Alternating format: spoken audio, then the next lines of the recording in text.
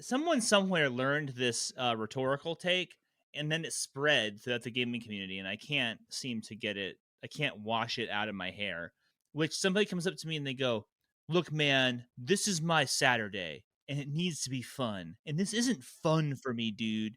And it's just like, well, I don't know what maybe you don't like wargaming, then. Like, what am I supposed to be doing? Like tickling your balls while you're playing, like.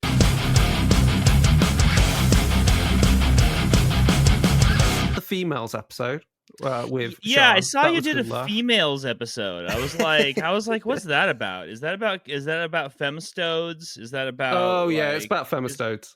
Oh, okay. The endless gatekeeping. Honestly, like I didn't listen to it just because, and probably cut that part out. But like, I didn't listen to it just because I was like, the whole culture war over the "are women allowed here" thing, and do Space Marines have PPs or not? Yeah, right. Like, I just. It makes, dude, I feel literally weary about it now. Oh like, yeah, it is weary. It's tiresome. I feel tired. It's making me tired. I don't have any. I mean, the more rest of the juice for episode's it. good. We talk about Dune a lot. Oh, I do love because Sean's Dune. like a Dune nerd. I do love Dune. Yeah, Dune is good. I'm a Dune head. I'm a bit of a Dune head myself. But yeah, yeah, it's such a tiresome fucking thing. And yeah, seriously, it happened, and like people, I even had people kind of like in my circles being like, "This is the end of Games Workshop," and I was like, what the fuck are you talking about? Like, get a hold of yourself. I mean, the ridiculous thing is, people. I mean, we're for listeners, we are raking over coals again and again on this topic. But you know, yeah, I know. The point is, right? I think the stupid thing is, A, does it change game rules? No. Does it change the setting? Not really, because not in any substantive way that matters. No, and shit always gets retconned all the time. Like, and when people go, "Oh, retcons are lazy," it's lazy writing. That's the point. They're lazy ways of retroactively changing continuity so you can explore new topics. Like, fuck it, who cares? Yeah, I mean, seriously, like, until my fucking Obi-Wan Clouseau model arrives in the mail from Forge World, like, I don't want to hear about this idea of like the sacrosanct canon that we can't change. You know what I'm saying? I don't want to hear about it. I'm literally we're always I retcon shit all the time. I have to retcon. I'm involved in retconning shit all the time because, you know, at one point we were like, yeah, the Absolver chapter. Their founding legion is unknown, and then it's like literally we get around to producing a book for it for Wrath and Glory, and like, they're blood angels. Perfect. Perfect. I mean, do you remember when they made that big deal about that that computer animated video that they had where they were like, what kills me is the way that they always want to market it as being like, at last, this thing is being revealed, right? And it, like, oh yeah, it was that computer animated video of the Space Marine having his gear put on, and it was like really overwrought and maximalist. And there's all these little cherubs, and then at the very end, they like show, you know, oh, it's so grimdark. The helmet is like being bolted onto him. It's being bolted onto his head. It goes right into his skull, man. And it's just like, bro, have you ever read like any novel with Space Marines in it? Like, it's a little chin strap that gets blown off the first time something happens. Like, in every book, somebody's helmet gets blown off, and so that they can run around with their helmet off, like on the table, the models on the table. Like, so this idea that there's a story, there's a continuity. There just never has been. Stop pretending like there was. Exactly. Like, isn't it like back in, I want to say, Horus Heresy stuff, like early Horus Heresy, we'll go back to Epic Space Marine. Yeah, there was a paint like scheme pre-Horus for Crimson Heresy, Fists. Horus Heresy. Yeah. There was you had Epic Space Marine Crimson Fists. It's like, they didn't exist at that point. Ooh, but how could this be? Oh my god! Because they rewrote it, you cocksuckers. Just like, get over it. It happens all the time. I mean, again, I said this in the episode which you have yet to listen to. And this is topical as well. We retcon a shit ton of things in Iron Kingdoms because we're just like, the Satasix raiders, the ones with the horns. Right. The little Those have all dryad. been like, classically always been female models, and they were Right. always meant to be female because all the males were like, in an Amazonian way, were like always weak and shit like that. And we're just like, no, that sets is bullshit now. Let's just change it. Oh, okay. Oh, that's Iron kind. Kingdoms. We'll change it. Honestly, that's kind of neat, to be totally honest. Can you? Okay, this is like classic. Can you settle an argument for me? So, I'll have an opinion. in Iron Kingdoms, the first Warcaster I ever really tried to pilot with any kind of skill was Scar. That's how I always did it. But then there were a lot of people who wanted to call her Scarry because there's an E at the end. So, what is the name of that Warcaster? Is it? How are you supposed to say that? What do you? I always thought it was Scar. Yeah, Scar. Right. You don't have to say the E. No. Yeah, that's just. Yeah, it's like it's. I think there's most probably like a there's mostly something somewhere with like how you pronounce all these things. Like I actually bought the classic Warmachine first edition rule book the for softcover book. Yeah, nice. It's just like, wow, that's like retro. It's such a nice book. I picked up a Horde's first edition book. Oh, I bet that's beautiful. Oh, it's gorgeous. I love it. I absolutely love it. I when they relaunched Mark IV or whatever, I was super into it, and I literally tried to get some people over here in Phoenix to play with me. I was like, guys, fucking Warmachine, it's back. I was like Nelson in The Simpsons. I was like Warmachine's back in Pog form, and they were just all like, they literally laughed at me. I had friends laugh at me. I'm not even talking about like they were just dismissive. They were like laughing in my face. We're not going to do Privateer again. That's what they told me.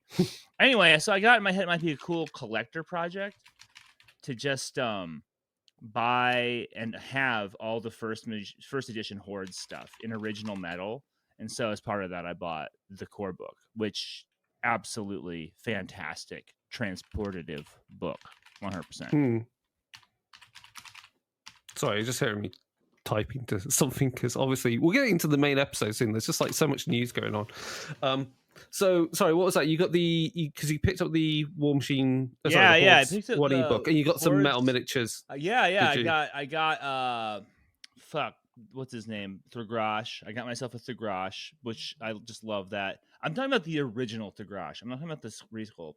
God, I love that model. And sorry, you're talking Legion of Everblight. Yeah.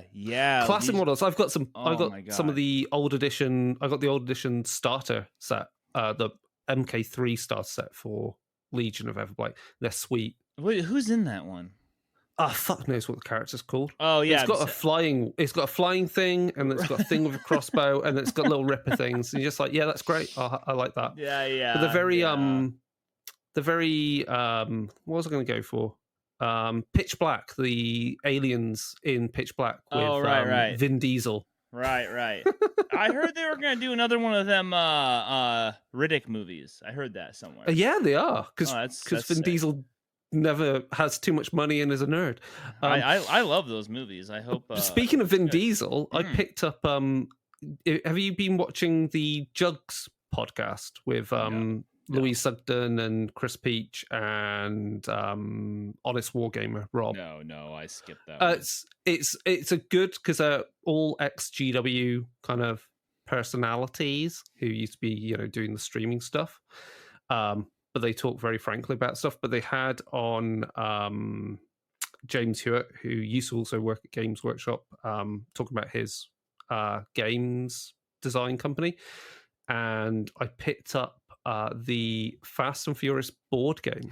Miniatures. It's a miniatures board game. It's a rolling road with little cars. And I've yet to play it yet. But I've seen a lot of brilliant. Instagram images of this thing of people getting it. Like, is it cool? Is it fun? Apparently, it's really well designed. I've read through the rules. It's nice and simple. It has a rolling road. It has that kind of vibe of like, it has that kind of look of Dark Future when you open up the board and it's got the little segments to put the cards into. Yeah, I need to try it out. I'm going to try it on a night when roleplay isn't, properly running. Are you role playing right now? I've actually fucking started up a roleplay group for the first time since properly, in person since the pandemic. I fucking love to hear And we that. are playing Age of Sigmar Soulbound. Wow. Okay. All right. Fucking cool. Committed to the bit. I love it, dude. So how's that going? We've done character creation. Okay. And we've got a party of a murder elf, another murderous elf, another murderous elf. Wow. And a dwarf. So we've got kind of dwarf. Is this a ground dwarf or a sky dwarf? Sky dwarf. So we've got a Caradron Aether chemist. So it's got a flamethrower, basically. We've got a Darkling Coven? No, it's a Black Ark Corsair. That's what they're called these days. Oh, interesting. So we've got basically a monster killer. Okay. We've got a Idoneth Archelian emissary. Okay. So one of the dudes that rides on those giant eels. Oh, okay. So that's kind of cool. Another fighter. And then my wife is playing a Daughters of Cain Kinere. So the bat-winged ladies. Oh, right. Okay. They're super cool. See, when you said murder elves, I just thought it was gonna be all of those DOK. Oh no, they're all murder. But if you look at all those elf types, they're all murderous in their own little way. Oh yeah. Either they're worshipping Cain and murder, stealing souls, or just a murderous pirate. Yeah, just being dark elves and just being like, hey, we're still in this setting, I guess. We're kind of over here in the corner. Does anybody want to do anything with us? Our models are discontinued. Yeah. So I've got a miniature for all of them but the Idoneth. So we're going to try and do fight scenes with actual miniatures when we get down to it as well. Because that's pretty sick. That'll be fun. I like that a lot, honestly. And it's all your shit's like nicely painted, so that'll look super dope. And we're going to be playing the what's it called? I can't remember the name of it. Oh, is it that Shadows cool... in the Mist? Oh, that's that cool adventure, huh? It's the Anvil Guard campaign book. So that's going to be rad. One sounds good. That one sounds really good. I kind of fell behind on collecting that stuff because I wanted to get the Anvil Guard campaign setting, and I just never. I don't know. I never followed through with it. So I'm kind of been inspired lately to start picking that stuff up again. I feel like I'm kind of behind, but whatever. Well, the other thing is that the Age of Sigmar Soulbound system is now officially called C7D6 because it's the same system basis for the Laundry Files RPG that went to Kickstarter recently. Well, that's a second edition, right? That's the second edition, yeah. That used to be a Call of Cthulhu, basic RPG. They've changed it over because basic RPG was just like, it wasn't that good, the first edition, apparently. There's so many BRP spawned games that, especially like if you want to play a Cthulhu style game, there's just so many that are BRP, and I can totally just see someone being like, hey, let's create a value proposition of you don't have to deal with this percentile system, which, I mean, honestly, I love the percentile system for Cthulhu. I played some Delta Green a couple years ago, and I loved it. I absolutely fucking loved it. And yeah, I mean, we did for the Dark Days Radio deep dives. We, as our first deep dive, we did Imperium Maledictum, which is 40k RPG percentile. So it's the, what do we call it? It's the Cubicle 7 way of doing Dark Heresy. Yeah, I ran that for some friends, and Imperium Maledictum is fun as fuck because all the random tables are hilarious to build your characters. It's really well done. It's super the fact you can randomly roll up and go, your patron is a crime lord, and I was like, that's fucking awesome. It's really immersive if you're into the novels. I think if you're into the novels and you kind of have a fundamental understanding of how the game works, of how 40k the 40k universe works, I think it's really fun and exciting. I think it when you're trying to sell it to people, when like somebody comes up to you and they go like, "Oh, should I buy a Warhammer role playing game?" And you're like, "You totally should." And they're like, "Well, which one should I buy?" It creates a point of confusion between the two, right? I think because Yeah. sometimes like especially in today's day and age where we're kind of in the like we're getting to like the post 5th edition role playing game Yeah. player, right? And these customers as like people who are in the role playing community and want to explore new games, they're woefully undereducated as to like what kind of like what am I trying to say experiences Yeah. exist Yeah. for Yeah. them, right? And like and saying like, okay, well here's one where you play these grimy people who are like trying to survive like petty missions from some kind of oligarch, and then this one you play a space marine. You know what I'm Yeah. saying? And it's just like it's a weird inflection point that they have to make. Anyway, Yeah. I don't know. Exactly. So, what have you been playing wargame wise? This is a wargame podcast, and we've Oh, been so talking it about is. roleplay games. You know, I was having trouble. I was having trouble. I was like, is this like a Warhammer podcast or a war game No, podcast? this is a wargaming podcast. War gaming. Okay, so war gaming. What have I been doing? So I mean, okay, so I work at a game store now, embarrassingly. I like manage a game store in Tempe, Arizona, and I kind of like came into this kind of sideways. It's kind of wasn't like my intention to manage a game store, but yeah, I find myself doing it. So because of that, I have to play a lot of 10th edition 40K. I have to play like just like I probably have to play more of that than I would like. And then also as part of my duties for a while, I was kind of stoking the bellows on Age of Sigmar, but I haven't played it much of that like in the last couple of months. But I am kind of familiar with how Age of Sigmar 3 feels at the tail end. You know what I'm saying? As we're kind of getting out. And then this year, and you're gonna chortle, you're gonna be like, Brendan, please, why are you doing this? But I've decided to jump in feet first into Kings of War at last. I'm like, this is it. I'm What? doing it. I'm doing Kings of War. I'm doing Kings of War. Why? So why am I doing Kings of War? All right, so like I'm friends with this guy, Brenton Williams, who he's very good at the game, and he and I hang out every year at Adepticon, and he plays a lot of Kings of War at Adepticon. He's kind of known in that scene. He's not like one of the like preeminent sort of like internet personalities behind it by any stretch, but he's known, right? And he's a good player. He's a very good player. He gets to go to their like majors and their, you know, invitationals and shit. So every year I kind of hang out with him while he's playing, and what I sort of noticed was that in terms of hobby, like Kings of War is just it really tops out what you can do with hobby in a way that other games prevent you from doing. And Okay. that's because it's on those big movement trays and you Yeah. don't remove models for wounds. So the size of the movement tray for your rank and flank guy is static. And what that means is that you can build a unit and you can really capitalize on what you might call like the Z axis, right? For height. Mm-hmm. So you have an X axis, length and width, X and Y, and then you have the Z of going up. And because I was at Adepticon seeing all these armies all the time, I was like, oh, holy shit. Kings of War is just like the most awesome hobby game. It's such a great game for hobby.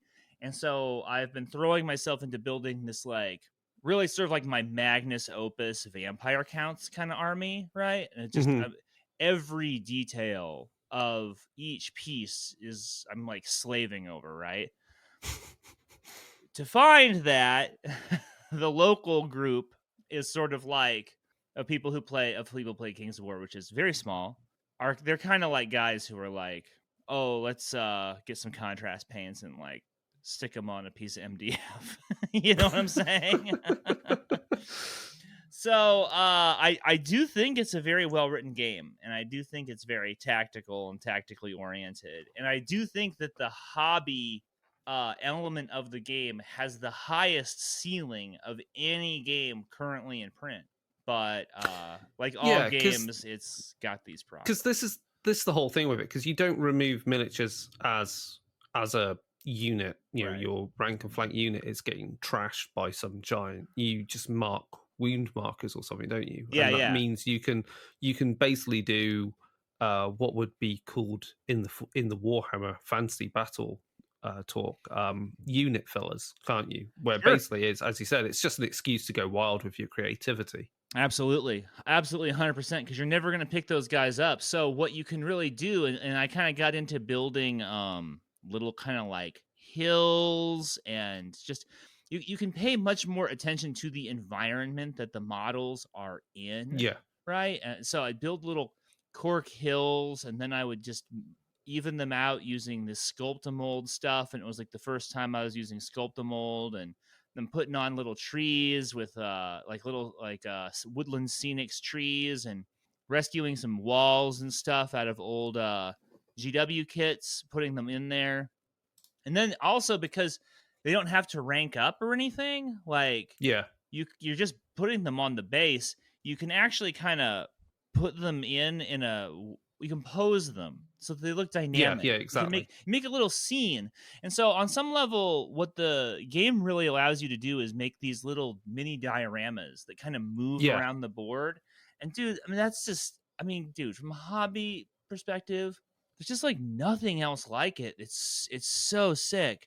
It's so sick. And like I mean, when you see a guy who builds like a Bretonia style army, right, for Kings of War, and they have a generic Bretonia faction, right, yeah, and they have the Pegasus Knights, and they'll just put them on like really high brass rod, and then they'll have model trees like scale model trees underneath them, and so it looks like the Pegasus Knights are coming in on like a swooping dive, charging diving charge rather.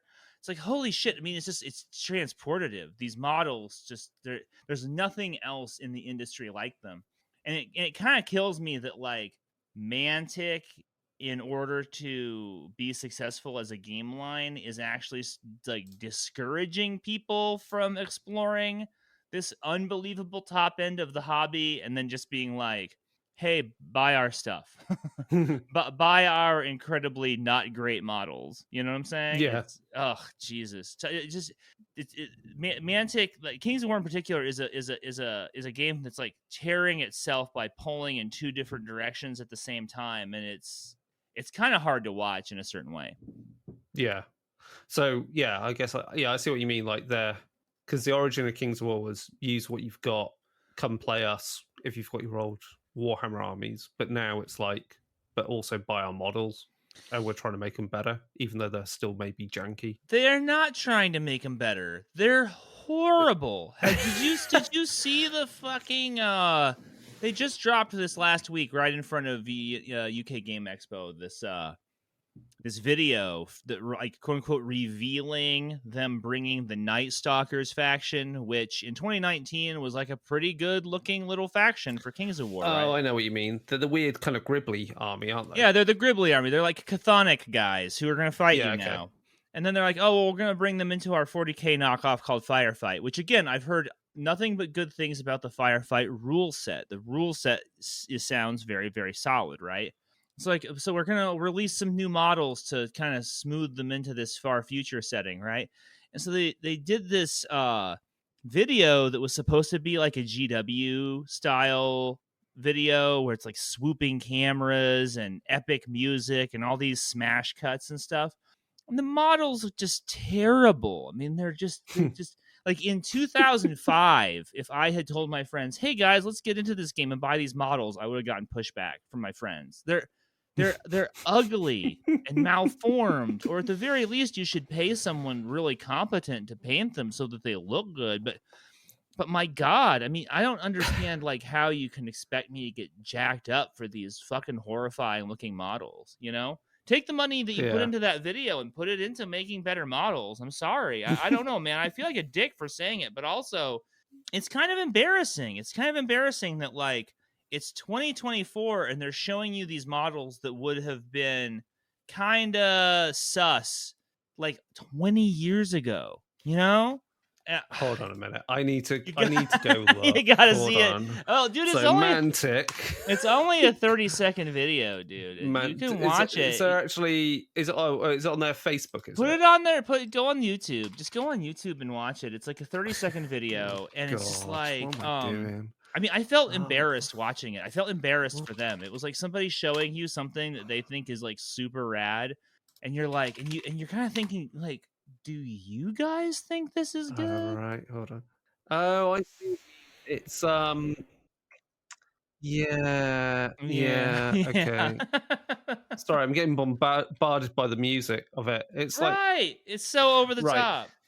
I it reminds me of miniatures that it's because I feel like the details seem a bit soft. Yes. Yes. It it strikes me as something which you would see in it's the type of thing which you would get in a miniatures board game 100%. from a You're Kickstarter with 100% dead on the produced in money. that kind of PVC plastic, which is Yeah. a little bit bendy. Yeah. It mostly That's is how made in that exact material. I'm Like I say that. I'm kind of wondering how many of them are like this thing called the Dread Ravager, which is this thing that looks like a dog that's kind of like vomiting up its own head. Like Oh yeah, weird. this thing is incredibly sus. I'm just like, you've got to be kidding me. This is really bad. And then they have these things called Luctus Void Rays. That I mean, Oh yeah. like, come on. This is such a basic idea that like Games Workshop has been making the what is it, the Screamers or whatever for like Yeah. 30 fucking years. They all look better than this. How could what is going on? Oh Yeah, man.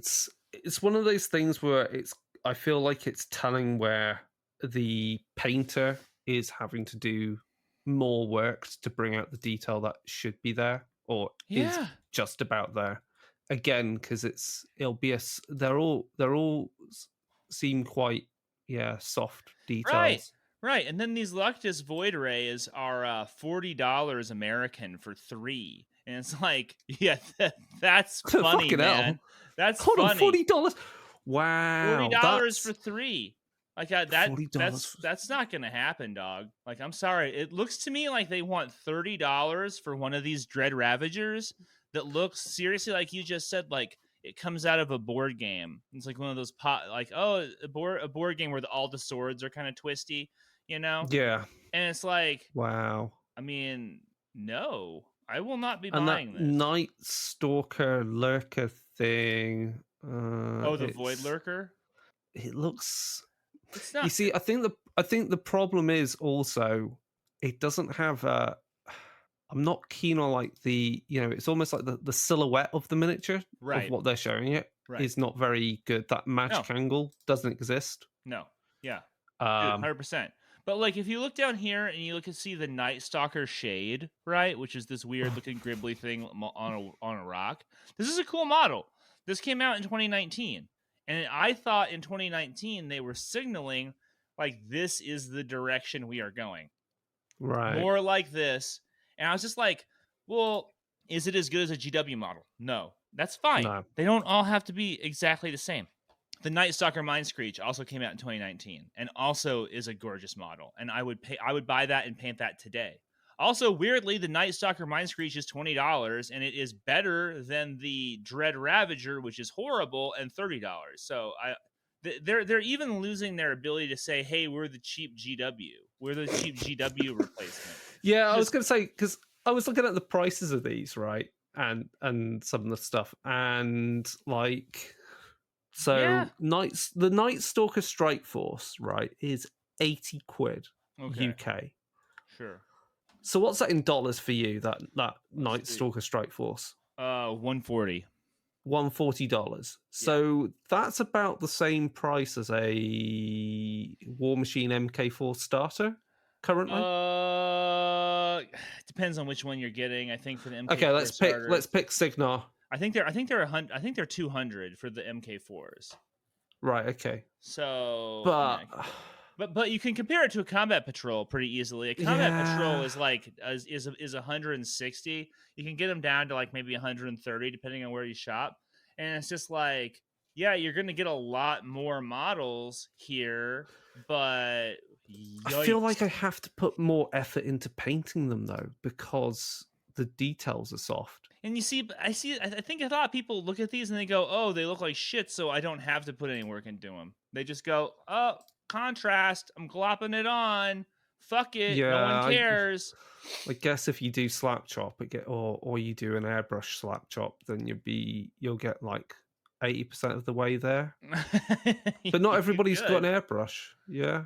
Well, you can do slap chop without an airbrush. Well, You you can can just slap chop with dry brush, I know, but yeah. it's still, yeah, it doesn't really. Yeah, I've never been. I'll be totally honest. I mean, this is me being completely unbiased.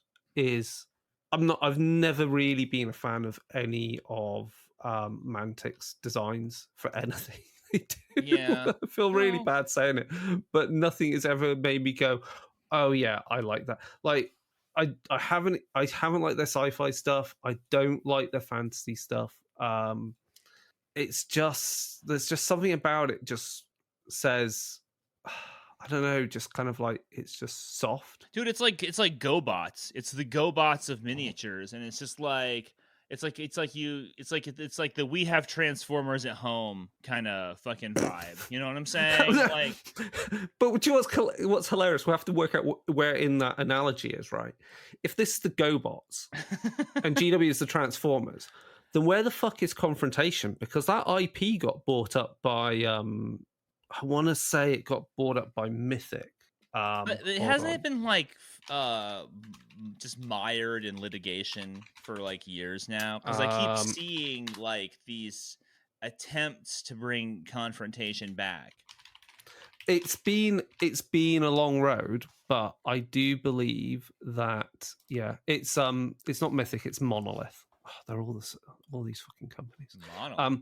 So Monolith have bought all the IP for Rackham, so we might see Confrontation back. Well, I would love to see Confrontation back. I think Fuck yeah! I don't think I'm the only one. Um, The designs are kind of timeless because they the sculpts just look like the art, like one to one. So they could easily, I could see them easily just like getting the right sculptors to do it and bring it back. I have a friend who has waxed poetic about the glory days of Rackham to me like many times, and while I never participated in them because they were like kind of a big pain in the ass to get here in Phoenix Yeah, when right. they were available, I always coveted them, so I would love another opportunity to kind of jump into that. But like, I mean, we'll just see what ends up happening. You know what I'm You should saying? just try and find a copy of um Hybrid. You usually find a copy of Hybrid on eBay quite easily. What's hybrid? It's the dungeon crawler game for Confrontation. So one player Oh. plays the Templars of Hod, who are of the Griffin faction, and the other player takes on the role of the Hybrids and Aberration and Pests of Flesh, which are these biochemical aberrations made by the Alchemists of Durs. Mm-hmm.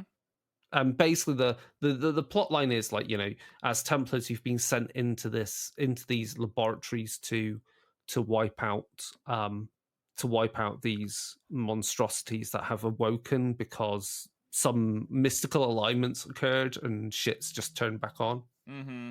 But it's fun. But it is fun. It is fun. You need to get though a retranslation of the rules that is available on Board Game Geek, because the first translation from French misses out a few nuances. Nice. But otherwise, it's over designed. If you get it, you look at the cards, the tiles. I've said this so many times. Like, you compare that to shit made now, and stuff doesn't even come close to this game. I got a copy of the Confrontation core book off of like second edition. I can't remember which edition. I got one and I told my buddy, I was like, hey, if you ever want to stop like waxing poetic and you actually want to play the game, I got the game. And like blah blah ethics recasters have it easily available. If you want to get old Confrontation models, they're not hard to get. You don't have to pay like the $80 each on eBay, is all I'm saying. It's cheaper And than Games Workshop. yeah. So and he was like, "No, I don't want to play it." So he's like, "It's too complicated." He's like, "It's too dumb." It's like there's a whole bunch of like adding and then subtracting, and it's a big hassle. So we'll see. Because people just want to roll a d6 and go, is it a hit or is it a miss? I mean, Like, sure. I mean, I think when you're doing those games that have a whole bunch of adding and a whole bunch of subtracting, it's easy to get like lost in the weeds on them because you're like, did I add in this bonus? Did I forget that other bonus? You know what I'm saying? yeah, but then you could play Warmachine, which I've been playing lots of recently, which is exactly that. And you know what? It's fucking awesome. So okay, all right. So we were kind of talking about Warmachine in the beginning, and then we kind of got away from it. Now, because I was saying like, oh, when they released Mark IV, I was like, oh, I want in on this, and so nobody would buy in with me. So now I've been kind of watching it go by and watching it chug along, and it seems like they have a fairly good head of steam behind them. Yeah, shit has got real. And I'm saying this as a freelance writer for the RPG. And so obviously I am just a lowly freelancer and thus never in the loop for fucking anything. So Steamforged, who created Guild Ball, because the people that created Steamforged were basically Warmachine tournament nerds. And Guild Ball, you can see the DNA of Warmachine in Guild Ball. Yeah, I see what you're saying. So they've bought all the IP for Iron Kingdoms. So that includes Warmachine. When did this happen? When did this happen? This was announced today. Oh, okay, because this is news to me. Yeah. If I'd even gone to UK Games Expo, I may have had an inkling, maybe, because I know people at Steamforged and they know I write for the game, but I doubt I would have been told anything. But anyway, so this has happened, and I think it's because, basically, I think Warmachine 4th edition is doing all right on sales. Like, the Kickstarter's doing fine for the RPGs, because I've written for for that RPG and for those Kickstarters. And the game, having now played... I've only played 2 games of the new edition with 50-point armies, so stuff out of the 2 starter sets for Khador and Sigmar, but it's really good. It plays like you remember Warmachine. They just simplified, movement and facings, like by getting rid of facings and making movement like in Star Wars Legion. They got rid of facing? Yeah. Oh, what a trip. And they got rid of free strikes that you get, that you used to get when you move out of combat. You get a free strike where you move out of someone's face. You mean attacks of opportunity? Yeah, they got rid of that because it was just like slowing shit down. Yeah, so, all right. But otherwise, it plays exactly like classic Warmachine. They've got rid of template weapons. It's a bit more 40k like in how templates are dealt with, but it's not massive. The changes aren't massive, and people still complain like, oh, I don't like how unit movement works, where you move a guy and the rest of the unit teleports around them. Like, so in other words, how you do movement in Star Wars Legion, apparently. Why? That is very, very. Why are people so literal, dude? Why are people so literal? You don't need to literally move the fucking model across the board from one point to the other and like go do.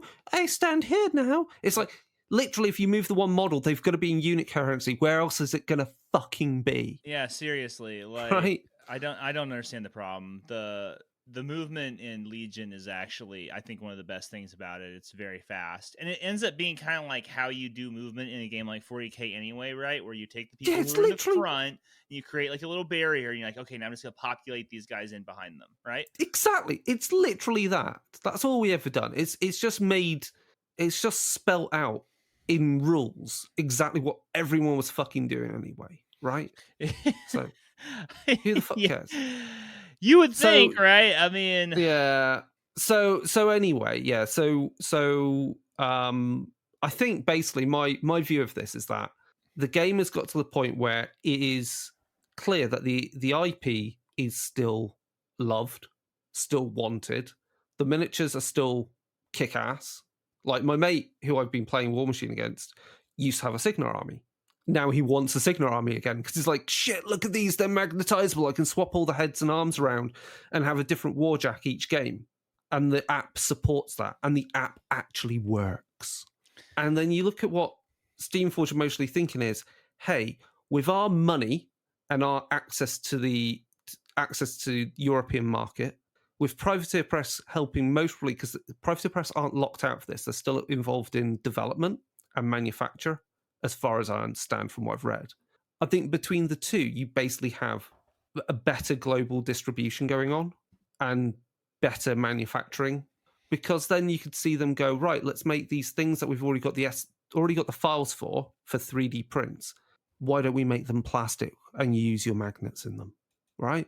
That's the next Oh, you logical think they're step. going to go plastic? You think they're I going to go think they hard could plastic? go plastic. They did try to go plastic with Warmachine. They've done some stuff in plastic with Warmachine in the past. But wasn't think- the whole pitch on Mark IV was we're going to print for demand? I think Do you think that has failed, or do you think I think not that it's failed. I think mostly it's just outstripped with what people want and getting stuff out there. Well, I mean that's a metric for failure, right? Like if the printers aren't able to keep up with demand. Yeah, so you have to. Yeah, I mean that's. I still think mostly printing allows them to print certain smaller things that you do less sales on. You can then print on demand for. I think that's still a good thing. Like, do you need to keep in stock in your warehouse certain like hundreds of a certain model? No, you need to keep your staples, but you don't need to keep other things in stock as frequently. So it might be a mixed thing. I don't know. It's just that's my kind of guess of where it might go. So they're saying more information on Formula P3 Paint, Warcaster, Riot Quest, and others. I'm assuming that means Monster Apocalypse will. No, follow. That's staying with Privateer Press. Really? Yeah, I think they're developing. like, no, we're holding on to Monster Apocalypse. We want that. That kind of buffers your theory, because it's like they don't have the capacity to manage. Warmachine. Yeah, exactly. Because what footprint does Monster Apocalypse have? I don't know. Mostly smaller, but it allows them more freedom to develop it further. It's also really interesting because if you think about it, P3 Paint's going back being basically managed more by a company based in Manchester, UK, right? That literally means the company that's now in charge of selling those paints to people is also right on the doorstep of the company that produces that paint for P3. It's HMG. It's HMG is based in Manchester. They're the guys that used to make the original Citadel paints and the hex pots and the other ones. It's the Cote d'Arms paint. Interesting. I did not know that. I mean, to be totally honest, I didn't really even know that P3 was still available with all the paints that have come out. Emotionally, again, this comes back to the thing. Emotionally, not aware that it's still available because distribution is not as good as it could be. I mean, it used to be everywhere. It used to be even when sales for Warmachine were starting to decline, people would still keep P3 paints in the store because they were so good. They're still nice paints. They're still good paints. Have they kept up with all of the new paint tech? They don't have contrast paints in their range, but I mean, I imagine under this deal they're mostly eyeing up and thinking, "Hey, fuck it, let's do our own P3 contrast." That'd be crazy. I mean, like, I don't know that the world needs another contrast. No, I don't think the world needs another contrast paint. We already have too many contrasts. We have, as far as I'm concerned, we have one too many style of contrast paint. So there's Army Painter contrast paints, there's GW contrast paints, there's Scale 75 version of contrast paints, there's I'm sure there's more. Have you tried the War Painter Fanatic yet? No. I love them. Is that their thing where you literally have like 3 paints defines a base, a shade, and a highlight? No. I mean, they kind of grouped the colors together into kind of like they're not really triads, but they put the colors into groupings so that you can kind of like pair things a little easier. But what they did is, because it's essentially a reformulation of their old war paint line from Army Painter, but they have 200 to 300% more pigment than the Army Painter did. So it feels a lot like when you're looking at the opacity that you can get out of just simply just dipping it into an unwatered down little pool of the paint and then drawing it across a black primer, the opacity is insane. Just absolutely insane. That's cute. So they're layer paints then in well, I guess what GW would call a layer paint. Yeah, I mean, whether it I actually guess. works as that.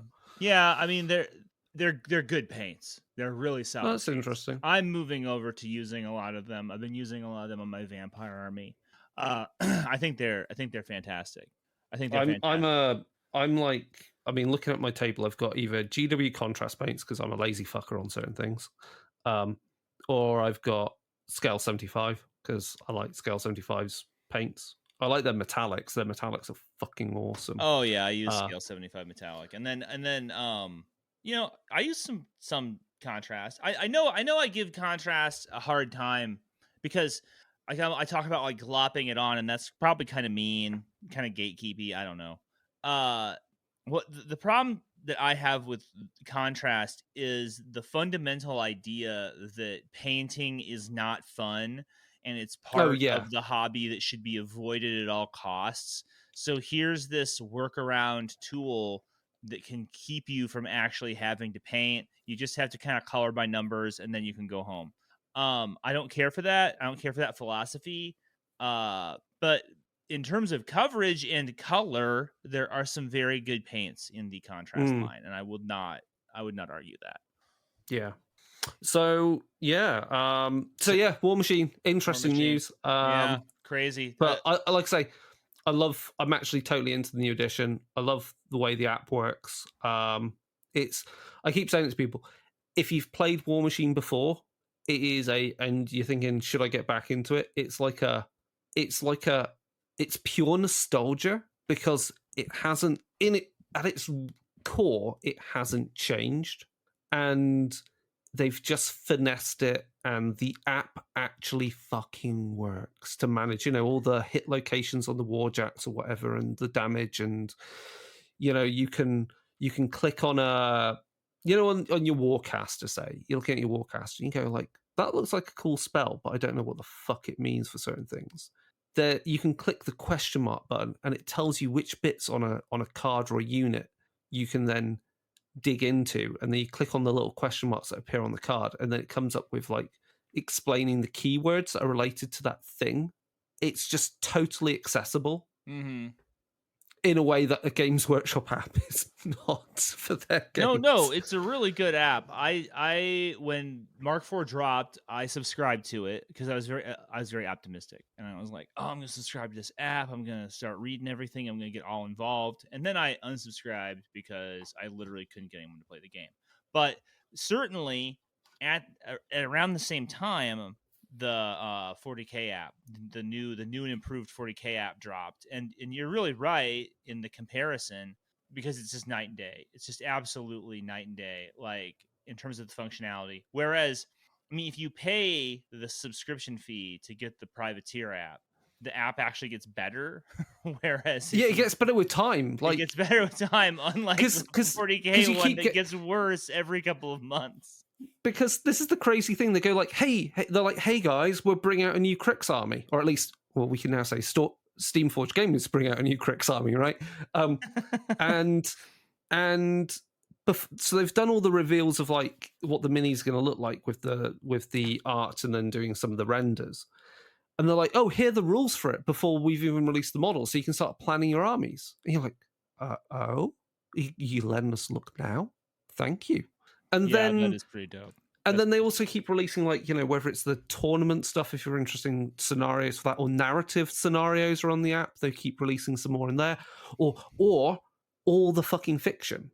So all the MK4 fiction is in the app, and you can access essentially what are army books in the app and read up on all the warcasters and everything. So it's like, I mean, kind of coming to that, I don't know if I'm entirely sold on what they've done with the setting.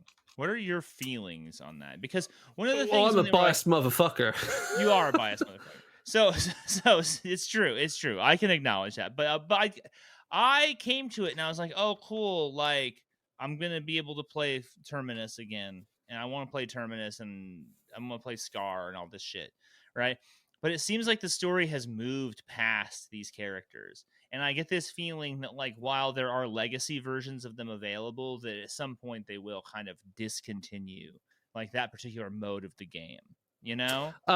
Yeah, well, so basically, yeah, legacy format, which covers all the old models, is there, but it's not like supported with continual updates to keep game balance. Right. Yeah, absolutely. But that means that it's at a certain point there will reach a tipping point where it's like no Yeah, one yeah, wants to sure. play that anymore. No one wants to play And that. I think people mostly are happy. It depends what the tournament organizers want to do, whether they go like it's a legacy tournament or it's a prime tournament. But what about like those of us who have like an emotional attachment to like the characters? You know what I'm saying? Because I mean Um, they messed up the story. Let's be kind of real here, right? At the end with the infernals and all that weird crap, they just got into some weird territory, and now like a lot of the characters that we love or that kind of got us into the game, they either are like dead or they like turned into somebody else or they like went into space or some shit. You know what I'm saying? It's just kind of and the game the starting position of the game has kind of changed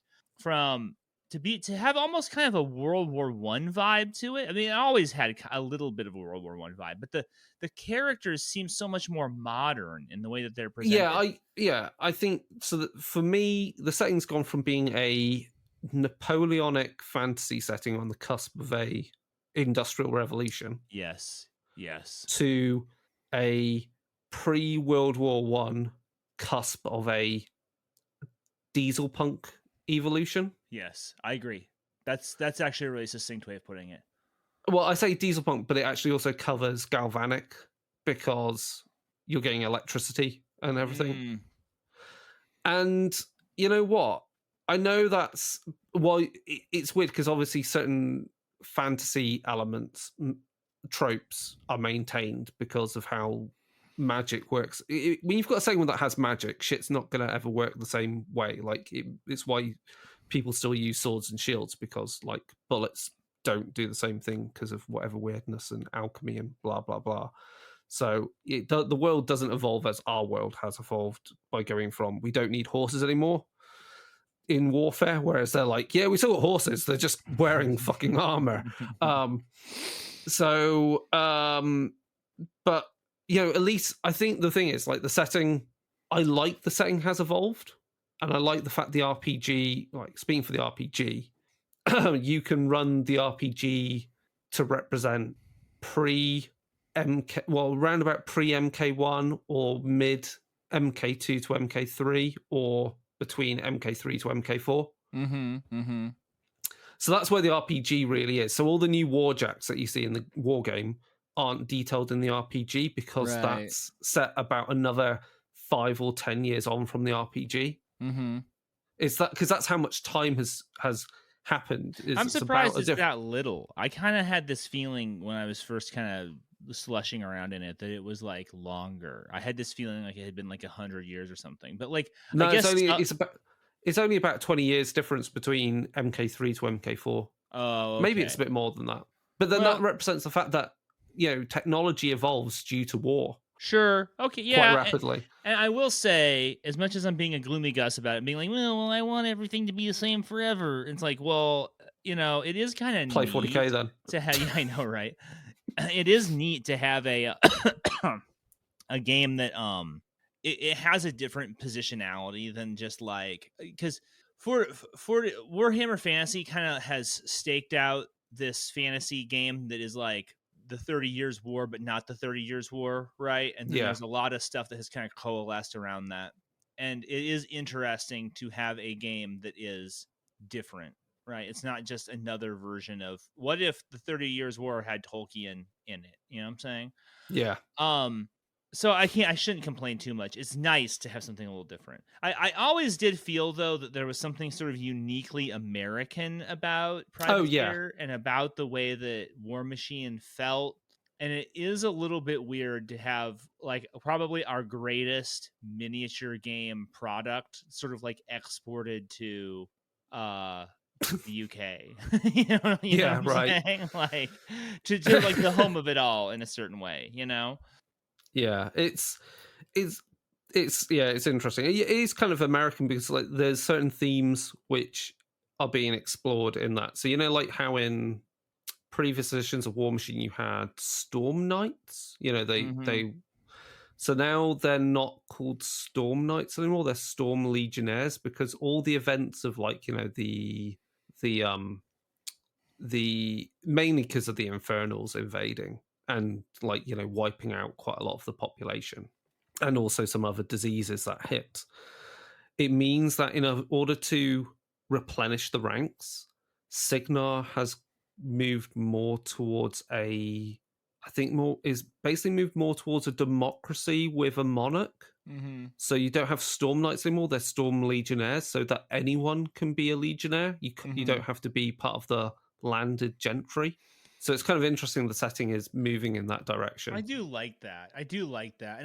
And as much as I'm kind of sad that it appears like Everblight, the Legion of Everblight's just gone. They're kind of still there right now Well, I mean, in one of the isn't new it called factions. something like Chimera now or Yeah, something? And I don't even like I've the way not it read the full looks. details. Yeah, and this is why I finally subscribed to the app so I could read into it. And I didn't need to know the full details for the RPG because these guys aren't yet in the RPG. Right. So Chimera are the result of, I believe, two warlocks who were part of Legion of Everblight, who, for whatever reason, I think got touched by Cyrus when they were at Hengehold, and the portal was open to Cyrus that allowed the refugees to flee the Infernals.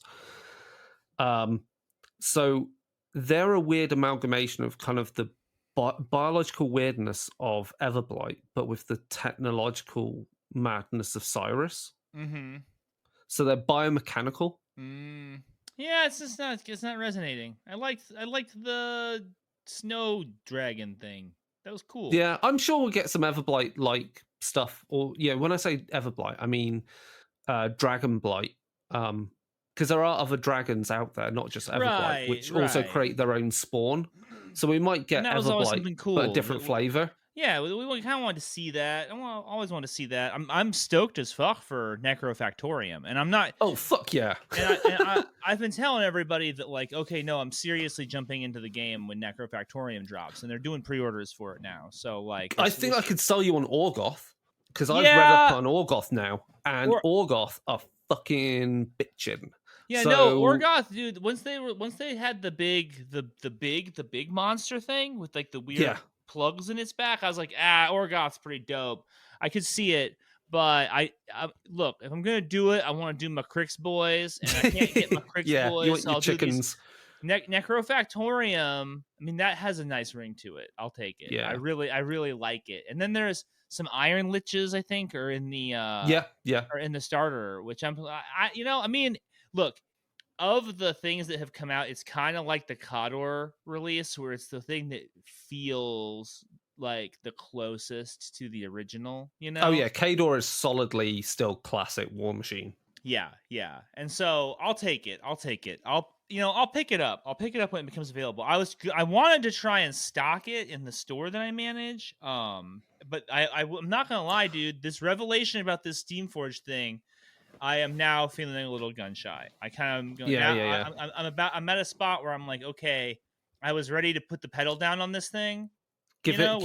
See what happens in the next week or so as more news comes out. Oh, like the next week? No way. We just pushed next month. We just pushed everything back 6 months. Yeah. We're in game development land now. Everything moves in 6 month cycles. So I'll check back in with Warmachine in December and be like, oh, see what's going on. What were the other? I'm trying to think of the other boxes they brought out recently. They did the Trolls, Brine pirate Blood for the Trollkin. Yeah, They're pretty cool. That's pirate Trollkin. They're neat. They're a little corny for me. I wouldn't. It's not. Yeah. I'm not gonna do it. But they did bring out another box for the House of Dusk. The undead elves. Right. So what was Eos Retribution? So they've brought out a box which is basically a retribution of Syra faction, but a sub faction for the Dusk Elf army. So you've got more classic retribution style stuff. Right. And those always kind of bum me out, to be totally honest, with the way they look. They got the big shoulder pads. Yeah, but I mean, it's a different type of elf. I mean, you can't blame him for trying to do something different I other than, oh definitely look, don't. it's I Tolkien definitely elves. don't. Yeah, I definitely don't. Like, and when they were first doing this thing, I was like, oh, I'm totally gonna do the Dusk Elves. I was like, this is gonna be rad. Um, but I don't know. I just didn't like the sculpts. I just didn't like the Hmm. sculpts. So I've been holding out at this point for Crix, the Yeah, Crix yeah. re-release. So, dude, how do I get to the effing store? I think their store's basically kind of locked down right now, Oh, from they what I've closed seen on their the store website, because of the thing? Oh. because things will be shifted over to Steamfall. So I guess there must be some other distributor in for US that you can get stuff Yeah, through. this is going to this is gonna screw them up.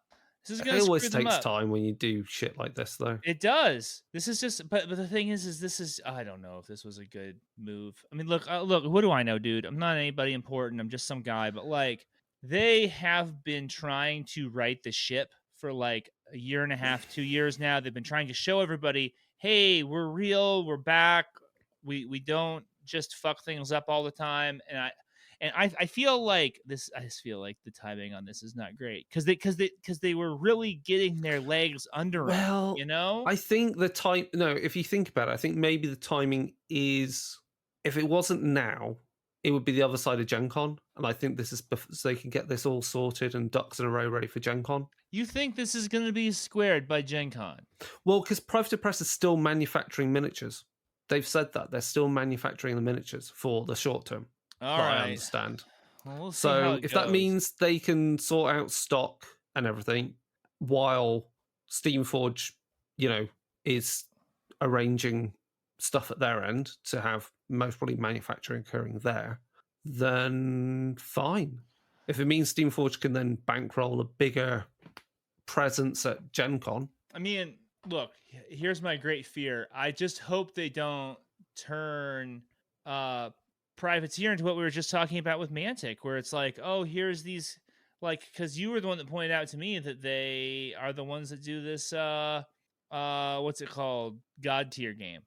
And Yeah. I just don't want them to be like, oh, well, let's just make it these like squishy PVC models. These like Oh yeah. one or two piece sculpts that get glued together in China, you know. I I'm not hating on Gods here. I think this is kind of a cool looking game, to be totally honest. I don't think they'll go that route because that would fuck with the way Warmachine works right now. Because the minis, the very nature of the Warjacks and War Beasts being magnetizable is Yeah, built into the game system, as in that's you can true. switch and swap stuff.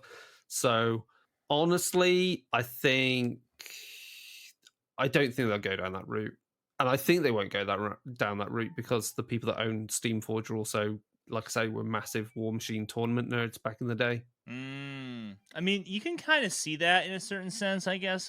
That makes so much sense when you say that because I've watched God tier being played, and there is something very War Machine about it. Then you look Yeah, at the board, when you look at how the board is set up, and it's because it's very combo-y in a certain way, where it's like, okay, well, first I do this, and then I do this, and based on the positioning of the models, this happens, you know? but it's interesting, like, because having played it again, that all still feels quite natural with the buffs and debuffs and control zones and shit off your warcaster to Sure. ping abilities about, while like that never felt as natural in like 40k or Age of Sigmar. And I don't know No. why. What's And I that? think, no, actually, I'll say why. I think it's because controlling those large areas of control to get your buffs and debuffs and like auras or whatever the fuck you want to call them, right? I feel is manageable when your army is only about 20, 25, 30 models, and the board size is a healthy kind of nice 4x4 board. But the moment you start playing like, oh, standard for Age of Sigmar is like what, 2,000 points on a 6 foot by 4 foot board, Oh, it hasn't been 6 foot by 4 foot in a while. whatever. It's still a big 60 by board. 44. It's Yeah, still but big though. Yeah, you should unroll it on a 6x4, then use the Though side for all the tokens and shits that you need now. I just think it's still like I think there's most probably a lot of things that have lots of area effects and stuff, which I just never felt right in Age of Sigmar. I don't know. And the fact that they have been kind of scaling that stuff back has been a Yeah. big improvement to 40K, and I'm hoping that it's going to be a big improvement to Age of Sigmar when that I drops, mean, like allegedly next month. how do you feel with what you've seen of the Age of Sigmar previews? I mean, I love it. I think it looks great. I think I said It this to reads better than someone. 40k. What's that? It reads better than 40k. I can grok the war scrolls. Like I can look at a war See, scroll and go, right, I get it. you and I, because when I think a year ago or so, we had a conversation where we were talking about this, and 10th edition 40K never turned me off the way it turned you off. I thought it was fine. I still think it's fine. I like the way that the war scrolls break everything down and spell it out in a very Yeah. simple way, and they've really attacked some of the issues that they had with wording that was like super ambiguous in third edition. But I can't remember who I was saying this to. Maybe I was saying it to you. Maybe this is like just an old fucking take that like I'm saying again. But the game feels like it is its own game now. At last, Yeah. it feels the Cities of Sigmar book, that range, the very recent, not very recent, but the pretty recent uplift on Flesh Eater Courts. Like I think Age of Sigmar 4 is going to be the most whole Age of Sigmar game we've ever seen. Like this is it. It takes about 10 years, people, to if you're going to build a game of this size and this magnitude, this is going to be it. This is going to be the most real Age of Sigmar experience we've ever had. And personally, I think it looks rad. Did you see the mechanic on the gnaw holes? What they're doing with Skaven gnaw holes now? No, I missed that one. Okay. So terrain features now Hmm. have wounds and saves, and what they Okay. did with the gnaw hole is that they made its save is pretty crappy and it has almost no wounds. But then if there are 2 or fewer gnaw holes on the board in your control phase or whatever, your hero phase, you can put down a gnaw hole, right? Okay. So over the course of the game, people are going to be shooting your gnaw holes, fighting them, taking them off the board, and you're going to be putting down more gnaw holes to have stuff spill out. Like Wow. it's, or tactically, you can be like, the way that those gnaw holes are positioned, I'm going to react to them to deny my Skaven opponent something, and I'm not going to attack them so that they can't Yeah. redeploy them. And I just love it. I'm just like, man, that is so dynamic. That is so fresh. It just feels very exciting. Yeah, I think that shows them like how that kind of like approach to mechanics and design Yeah. shows with like the writing of the war scrolls and everything, because like literally everything is everything. It really struck me when movement is now is effectively an ability.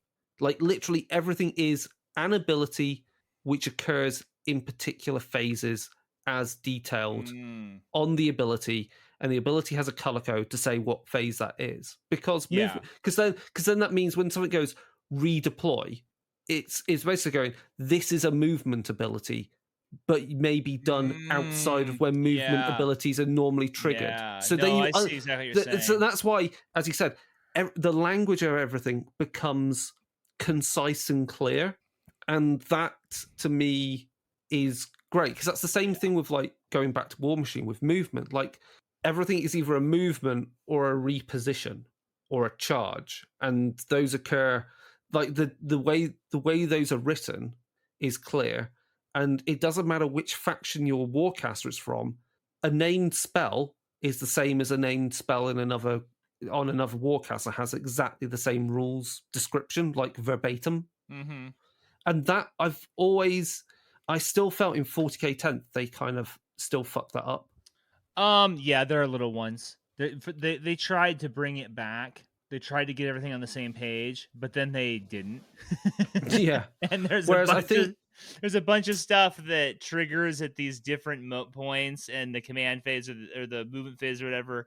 And if you've got one army, it triggers at one point. You've got another army, it triggers at another point. It's confusing. It's very confusing. Yeah. And So and that's hard on new players because I have to yeah. interact with the new players a lot, right? Like, and that when you're in the game store, I'm sure you can relate to this. You interact with new players a lot, and you're trying to help them make sense of this fucking thing, and it's frustrating. It's frustrating for them because they feel like the ground is shifting underneath them constantly. But that's why I also found really interesting and almost like clearly a reassessment of what they were doing. The fact that you go, here's the very core rules, and then you go, right, command points. That is a bolt on set of rules. And then here's Yeah, whatever what was it, like something to do with, like, I can't remember what the other bolt ons are, with like battalions or whatever special like rules. magic is a bolt on. Yeah. Magic is a bolt on, which is interesting. I mean, I think it's kind of cool that they get. I mean, well, I will be interested with that one in seeing how it is used if people use it Mm. because it has the potential to be very cool. But as we all know about your classic frickin' Games Workshop Warhammer player, is it doesn't matter if you present them with a bunch of cool options. The Oh, they first want thing them all. Yeah. they do the first thing they go is they go, oh well, what are the tournaments doing? Because that's the real Warhammer. There's the real Warhammer is the only is only Warhammer that uses option X, Y, and Z. You know what I'm saying? Yeah. And And playing at 2,000 points and blah, blah, blah. yeah, Yeah. exactly. So I kind of want to see how it gets used first. But I will say it's neat that they did codify it because at the end of third, AOS is a mess. It's just an absolute mess because it already has all these bolt-on rules. It Yeah. already has just like scads and scads of options. Like, oh, are you using a battalion detachment or like what detachments are you using, this kind of shit? And it's just like, are you reinforcing a unit? And people don't even know what that means. So having these step by step kind of choices where you're clicking on a button being like, yes, this is what I'm doing, I choose this option, I don't choose this other option. I think that's good for new players, and that's good to hopefully coalesce an AOS community, which I mean, still that's the type of that kind of like how you think about how you make your game in your with your players, what you want to be fun. I think is more important than, like, trying to use everything because it's the way they play the tournaments. right, Like, because right. I have to do that. We're going to do that with Necromunda because we played. We're going to play the last Necromunda campaign game because the campaign kind of fizzled out because everyone's been busy recently, and I Sure. think we've all realised that the campaign needs we need to do a bit more work on the next campaign to make it feel a bit more balanced in places. Yeah. Yeah. So, I think it's going to be clear which books are going to be used and which ones aren't. Are we going to allow the black market rules? Are we going to allow? Is it all going to be ash waste or not, and stuff like that? Yeah. Because Necromunda is very much build your campaign. Like, you've got all these books, but do you need to use them all? No, because that's mental. It is mental. It's become a role playing game that has Yeah. miniatures. Necromunda has become the 3D role play of now, and saying saying, okay, it's day one of the Necromunda campaign, and we're going to use every source book. Is like saying it's day one of the Vampire the Masquerade campaign, and we're using every source book. Yeah, like right. you are gonna get some weird fucking shit. You're gonna get some weird shit if you do that. There will 9 of the 10 players will be like, oh, okay, cool, I'm playing Goliath or whatever, and I'm just taking some basic stuff. And then there'll be that one guy that's like, I'm a true Bruja, and I have Temporis 5. And you're like, Yeah, well, right. what? You're gonna be, what? So so it requires careful curation What do at this point. you think though of the new Necromunda stuff coming up? Dude, I don't even barely keep up with it. Like You've not seen? Okay, so I what's mean, coming up? no, I've seen it. I've You've seen seen it? pictures. The Spirers are back. Yeah. Yay, more options in a game that, like, because people there's this argument on my Discord where they were like, well, are Spirers going to be its own gang, or is it going to just be an add-on? And I think it's very obvious that it's just going to be an add-on. It doesn't seem like they have any interest in making it its own gang. And they have done so they've made so many beautiful models, so many awesome bits, so many great options, and it's just, honestly, dude, it's just too much because it's Necromunda is not my primary. And the last couple times I've tried to either play in or run Necromunda campaigns, it's just turned into like people screaming their discontent about how unfair everything is. And I have Really? I have no joy for it anymore. My joy has been robbed. I can't, What wankers? I've thought about selling all my Necromunda stuff, including my Oh, Goliath fucking game, just hell. because I'm just like, I don't know if I'll ever play it again.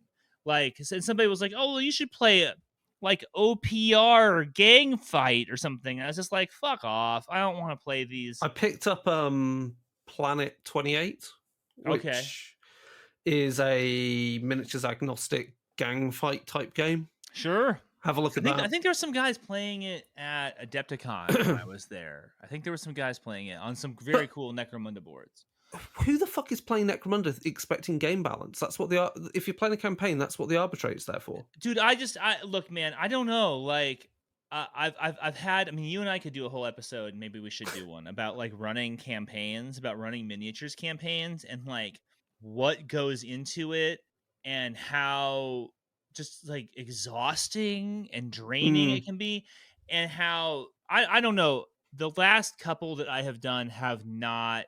I shouldn't say that. The last one I did for Necromunda, I was just like, okay, I'm not doing Necromunda anymore. And then the last one I did for Warhammer was a crusade, and I just wanted to fly into the sun. Like like I just wanted to shoot myself into the sun by the time it was over. Because I don't know, man. Like you can make something that is supposed to be awesome, and if somebody comes along and they don't see why it's awesome or they don't care that it's awesome, then the results that you had hoped for. This is just a fucking conversation about RPG buy-in. You know what I'm saying? Yeah. I mean, if you don't get buy-in from your players, it's gonna stink, guys. Yeah. Same as always. And guess what? It stunk. So yeah, I mean, I think the thing is, fortunately, the most unbalanced thing that happened in my Necromunda campaign happened to me, which is basically that we were playing the standard Necromunda campaign, sure. and enforcers suck in that because per the rules, Yeah. they don't get territory. Right. And that's like it's fucking hard. It is harsh. So the lesson is learned that the next campaign we're playing is not the standard campaign. So if anyone plays enforcers, they're not fucked over by it. This whole thing, I mean, I swear to God, this whole thing, like every conversation I have now about Necromunda comes down to, well, hang on, how do enforcers work?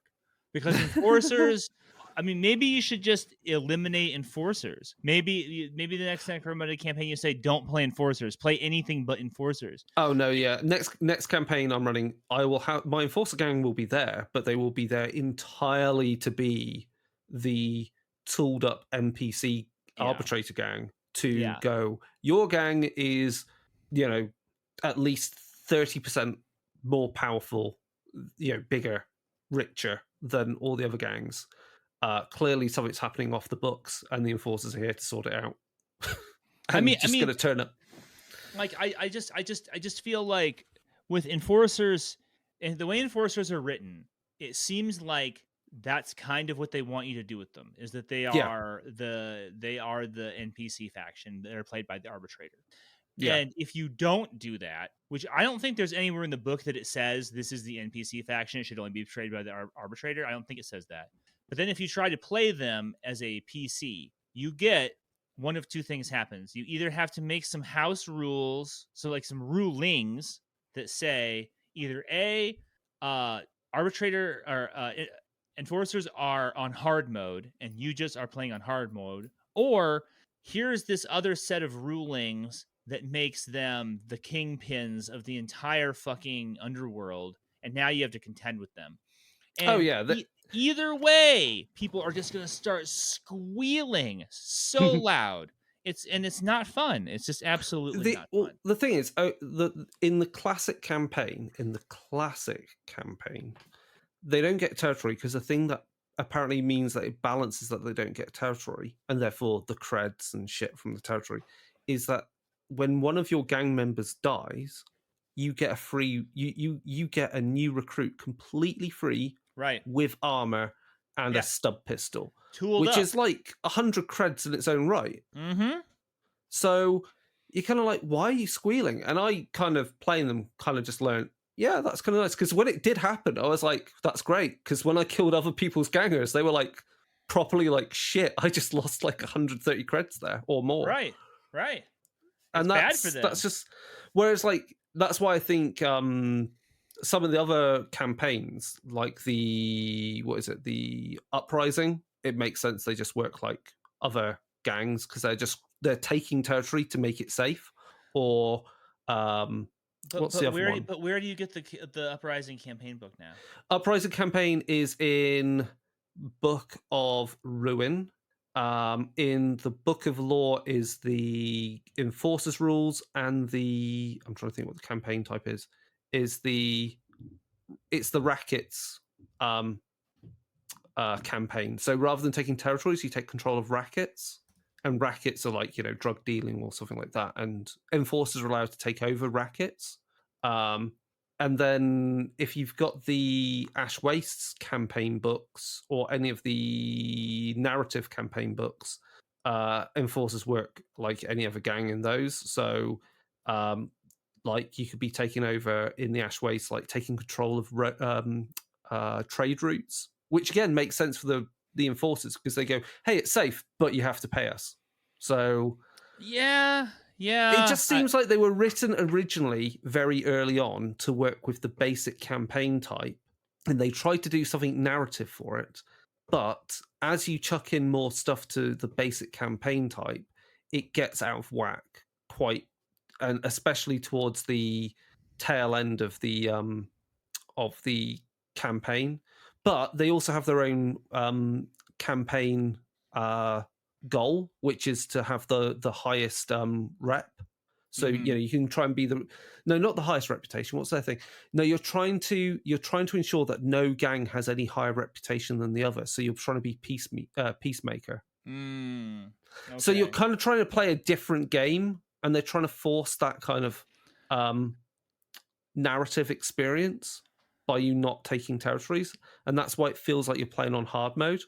I mean, here's the thing. Even if enforcers got ironed out, I still, when I was the arbitrator of the last one, like I'd be standing there trying to arbitrate, and I'd have one guy come up to me and complain to me about Van Sar, and then he'd leave, and then another guy would come up to me and complain about the squat prospectors, and then he'd leave, and then somebody would come up to me and complain about enforcers, and then he'd leave, and then the enforcer player would come up to me and complain about like. Oh, and then they complain about Delac.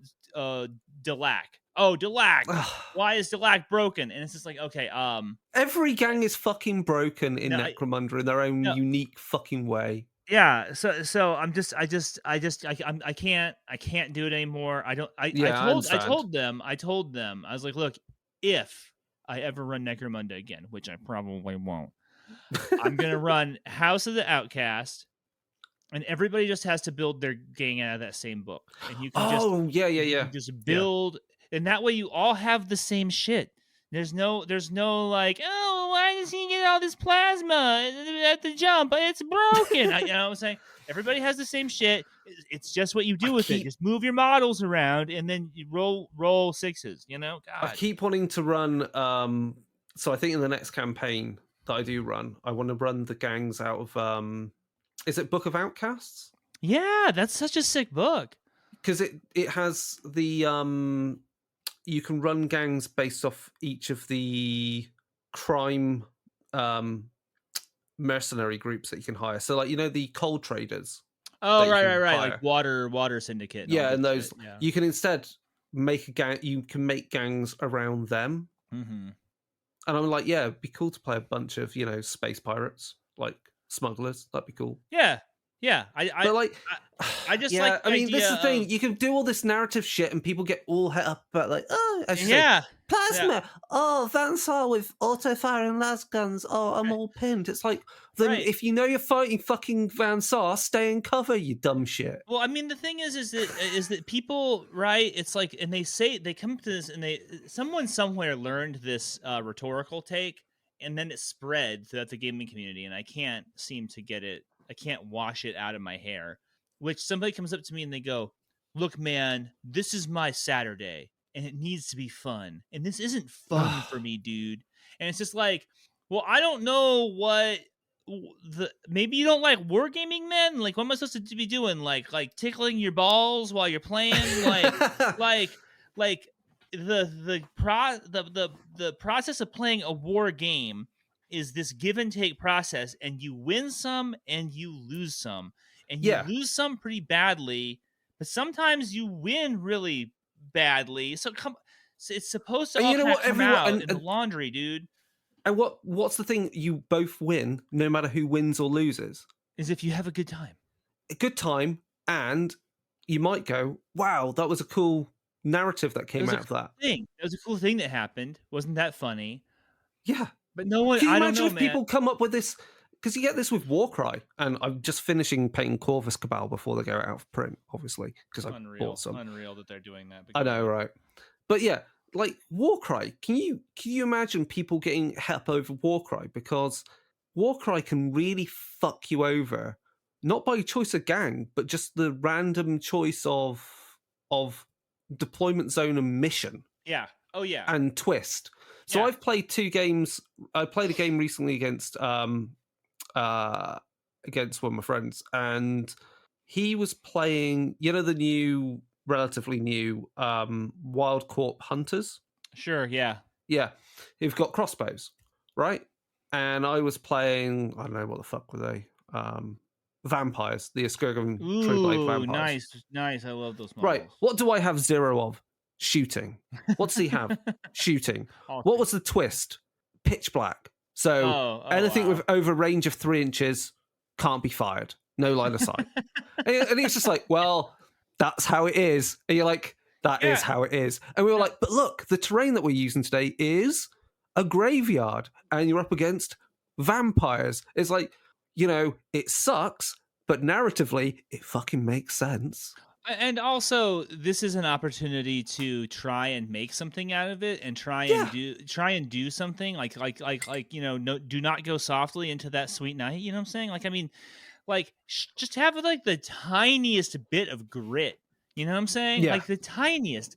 I'm not asking for everybody who I wargame with to be like some kind of Josh Brolin figure that's like squinting into the middle distance while like thinking stoic thoughts, but like the slightest bit of stoicism in the face of the most like silly adversity known to man would be heartening. You know what I'm saying? Like all these people just falling over and just being like, I'm not having fun because I'm not winning spectacularly in the way that I want to win. I quit. It's bothersome to me. It's very bothersome, and it makes me want to not run campaigns anymore. So I probably won't. That's just hot take. I probably won't run any more campaigns, guys. I know the world's crying. Everybody's sad. Oh, but, wow. Yeah, that's where we're at. I'm trying to think of cool stuff. I bought some terrain, even though I didn't go to UK Games Expo. I did buy some terrain. I'm going to link you to what I bought because I think it looks fucking cool. Well, I'm certain that it does. However, I will say that I'm kind of coming up against my my time, so I gotta get rolling here. I got a buddy that's expecting me to show up and eat lunch. Oh, right, at some cool. Point, so. Yeah. So next episode, I think I'm going to talk to Sean about because I'll have hopefully miniatures arrive by then for it. Is Trench Crusade, because I've read through the rules. Oh, you're doing the Trench Crusade thing, huh? You're getting into it, huh? Oh yeah. I think that before it's over, we're all gonna be there. Oh yeah, right. It just seems to have an undeniable magnetism. It's too pretty. I did go on their Instagram, and I did find a pretty relentless amount of chuds. The game does seem to have its political. Its fan base does seem to have been staked out early by the chuds. Oh no, don't worry. They tried to invade the Discord and got run out of town. Oh, okay. So they are being policed. Oh yeah, like militantly policed out. Like, we have no space for you cocksuckers. Just because you think that, it's pseudo World War One. Oh, what about the Templars? Oh, what about Jesus and religion and we've got nudie fucking nun killer soldiers. It's like, no, go fuck yourselves and get the fuck out of the hobby. All right. Yeah. All right. Well, then don't worry. The Discord is because the Discord's a spin-off from the 28 mag Discord. Okay. And so yeah, they've said no, fuck off. Okay, well get me a link and Ooh. maybe throw one in the show notes for that Discord so that way I can Yep. join it. Because if it's not gonna be like Chud game, because I was like, you know what? I know a lot of guys are doing this. I should totally just jump in, and I love kit bashing. I love hobby. I was like, I'll just jump in on this thing, and then I looked at it, and it was just their Instagram was just I was just like, my eyes rolled into the back of my head so hard. I didn't think they were gonna get them straight again. The Chuds thought it was the second coming because they thought this game is where we go when Games Workshop collapses due to femtoadies, and you're like, it's fuck based, off. Bro. This is a based game. No, it's based as much as a turkey base has been shoved up their own assholes. Oh, it's that based. Pwned. So, yeah, cool. Okay, right, well so we've ranted about games.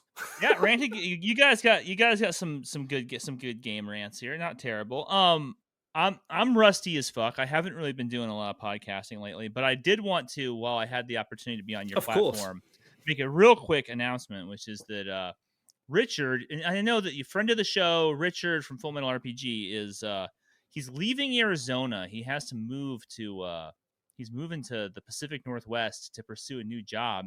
And because of that, he's not going to have the bandwidth to continue forward with Full Metal RPG. So I will be retaking the reins of hosting Full Metal RPG, starting here very soon. So if they're your listeners who are Full Metal RPG fans and they haven't listened in a little while, please think about jumping back into Full Metal RPG. I'll be back. I'll be doing the Brendan thing.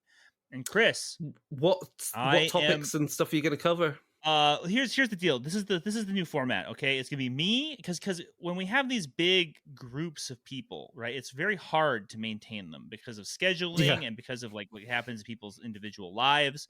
So it's gonna be me, and then once per episode, I'm gonna bring on a friend of mine from Game World, and we're just going to talk about games, and we're just going to talk about what we're doing and whatever's on our minds, and that's it. We're not there's not going to be any of this kind of like didactic. There's not going to be like this kind of like pedagogy. It's going to just be like game people talking about games in a raw and uncensored and real way, which is what I love to do anyway. So cool.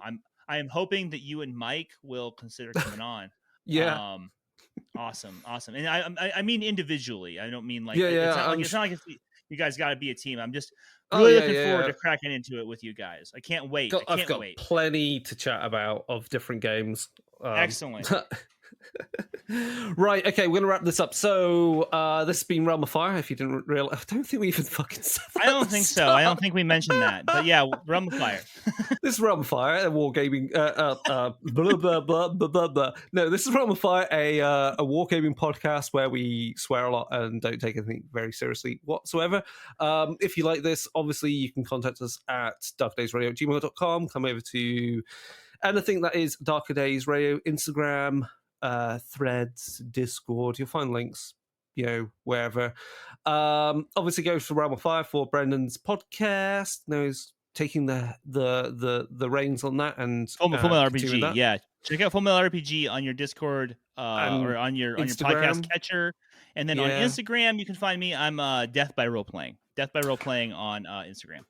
And let's think. Upcoming episodes are Old Gods of Appalachia, part 2 of our deep dive, where we do character creation. And you can hear us whine about how we don't really like Cypher System much. Shit. Okay, I'm looking forward to that because I've only heard wonderful things about Cypher System. So just does not gel. And then I will do another episode soon with Sean on wargaming, and I need to continue doing Dark Iron for Iron Kingdoms RPG because I'm finally reading and catching up, and I want to get the next one going. And I want to talk all about the Orgoth. I've been saying this for fucking months, actually a year, I think, and I've still not got around. I've just been too busy. Right, so that's everything. Thank you, Brendan, again, for just chatting about war games. Thank you for listening. Having me, man. I appreciate everyone, it. It's good to be back. And goodbye.